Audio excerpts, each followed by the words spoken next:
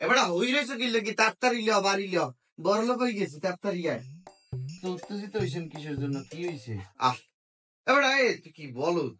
Facebook মেসবুক চালাও না দেখো না সৌদি আরবে কফিলের বড় বলে বলে সান্ডা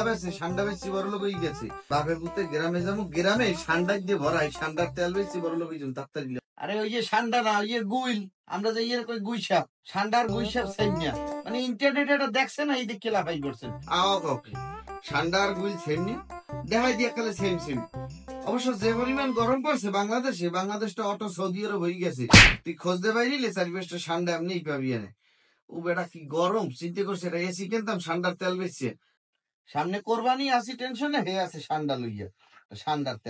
তেল এখন কোরবানি খুব হিসাব কিতাব করিয়ে ফির দিতে হইবে গত বছর মনে আছে কোরবানিতে এক বেটায় ছাগল ক্যান্সেল এই ছাগল শেষতে পাইতে কালে পুরো দেশ লড়াইয়া কাঁডাল পাতা বানাই দেশ চিন্তা করেন তা কামে দেবে কিন্তু এত খরচ আর রোমা খরচই কমাইতে পারি না এটা নতুন ফোন কিনা লাগে না আটে যেমন গরুতে কোনো ছবি টবি তুলবো আবার মনে কর গোস্ত আনিয়া হইয়ে রাখা লাগে আরেকবারে এটা ফ্রিজ কিনা লাগে আবার যে গরম পড়ছে এটা এসি কিনা লাগে এত খরচ এটা একটা সমাধান আছে যদি টাকা খরচ করেন হেলে যাইয়া একটা শাওমি মোবাইল কিনে আনেন যান কারণ শাওমি মোবাইল যদি কেনেন তাহলে 10 কোটি টাকার ঈদের উপহার পাইবেন মেগা গিফটই দেবে 5 লাখ টাকা